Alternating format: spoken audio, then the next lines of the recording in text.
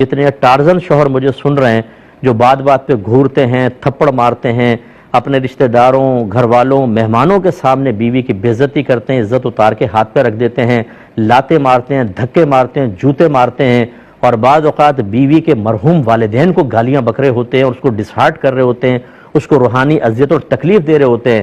آپ کا یہ دور حکومت عنقریب ختم ہونے والا ہے۔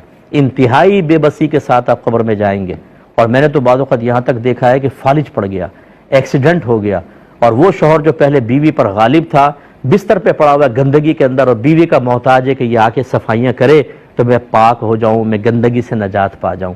اور میں نے ایسی بیویاں دیکھی ہیں کہ شوہر نے اتنا ظلم کیا پھر بھی وہ خدمت کرتی ہیں۔ شرم سے ڈوب مرنا چاہیے ایسے شخص کو کہ آج تم بے بس ہو کے پڑے ہوئے ہو تو تمہیں احساس ہو رہا ہے، اس سے پہلے تم کسی کی بچی، کسی کی بیٹی، کسی کی بہن کے اوپر ظلم کر رہے تھے۔ بعض بڑے ٹارزن بنے ہوتے ہیں، میں ان کو مشورہ دیتا ہوں کہ ذرا ایک دفعہ کسی باہر طاقتور سے ٹکرا کر دیکھو، اور سامنے کے 2 دانت توڑے گا پھر احساس ہوگا کہ کسی کی بچی کے اوپر ہاتھ اٹھانا کوئی یہ بہادری نہیں ہے۔ آپ لڑیں ذرا کسی بڑے سے جا کر، مقابلہ نہیں کیجیے گا، میں ایک بات سمجھا رہا ہوں۔ تو یہاں تو یہ ہے کہ بعض اوقات اللہ دکھا دیتا ہے، اور جب پتہ نہیں چلتا آدمی مرتا ہے وہ تو پھر دنیا نہیں دیکھ سکتی، وہ خود دیکھ رہا ہوتا ہے بری موت، سخت عذابات قبر۔ پھر میدان معاشر میں یہی بیویاں سامنے کھڑی کی جائیں گی اور وہ اپنا حساب کتاب لیں گی، جتنی زیادتی ہوں گی نیکیاں لے جائیں گی۔ اور بیویوں سے بھی میں گزارش کرتا ہوں، یاد رکھیں اپنے آپ کو بہت زیادہ آپ مظلومہ نہ سمجھیں۔ اگر آپ نے زبانیں چلائی ہیں، شوہر کو دل آزاریاں کی ہیں، اس کو ڈسہارٹ کیا ہے، آپ کی نیکیاں نکال کر شوہر کے نام اعمال میں ڈالے جائیں گے۔ اس لیے ہر فریق اپنے بارے میں غور کرے کہ میں اپنے لائف پارٹنر کے ساتھ کیا کر رہا ہوں۔ اس کے ساتھ کوئی میں زیادتی کر رہا ہوں تو حساب کتاب آخرت میں دونوں کو ہی دینا ہوگا۔ لیکن میں اس کا شدید مخالف ہوں، بیوی چاہے کیسی ہو، لیکن یہ مار پیٹ کرنا، گالی گلوچ، یہ طریقہ کار ٹھیک نہیں ہوتا۔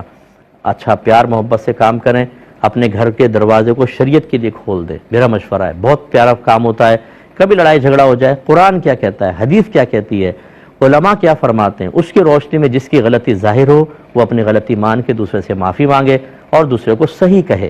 ہمارے جھگڑے اس لیے ختم نہیں ہوتے، ہم تا حیات اپنے آپ کو ہمیشہ صحیح اور دوسرے کو غلط اس لیے کہتے رہتے ہیں کہ ہمارے پاس صحیح اور غلط کو جانچنے پرکھنے کا کوئی معیار نہیں ہے، کوئی سٹینڈرڈ نہیں ہے، کوئی ذریعہ نہیں ہے۔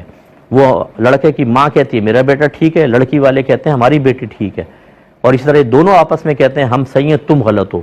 تو یہ ہماری سوچ اور فکر سے صحیح اور غلط کا تعین نہیں ہوگا، یہ شریعت سے ہوتا ہے، یہ ہمارا مذہب بتاتا ہے۔ اس لیے مذہب کو بنیاد بنائیں، اور بڑی معذرت کے ساتھ میں جملہ کہہ رہا ہوں، ہم مذہب سے ہی سب سے زیادہ بیزار ہیں۔ مسلمان ہیں، اللہ کو رب مانتے ہیں، نبی کا کلمہ پڑھتے ہیں، قرآن کو آسمانی کتاب مانتے ہیں، لیکن اپنی رہنمائی کے لیے ہم نے ان تمام چیزوں کو ایک طرف کر کے اپنی عقلوں کو، اپنے خاندانی رسم و رواج کو اور جاہل قسم کے لوگوں کی مشاورت کو بنیاد بنایا ہوا ہے، اور اس سے ہماری خرابیاں ختم نہیں ہوتی۔ جو شوہر حضرات مجھے سن رہے ہیں، اگر آپ نے اپنی بیویوں کو مارا ہے، پیٹا ہے، بغیر کسی وجہ کے معافی مانگ لیں، کوئی مسئلہ نہیں ہے۔ اس میں اپنے تکبر کو جگہ نہ دیں، اگر کریں گے تو کل بروز قیامت جس بیوی سے آج معافی مانگتے ہوئے آپ شرما رہے ہیں نا، کل اس کے قدموں میں گرنا پڑے گا، اور وہ ہو سکتا ہے کہ اللہ تعالیٰ سب کا پردہ رکھے، لیکن خطرناک صورتحال بھی ہو سکتی ہے۔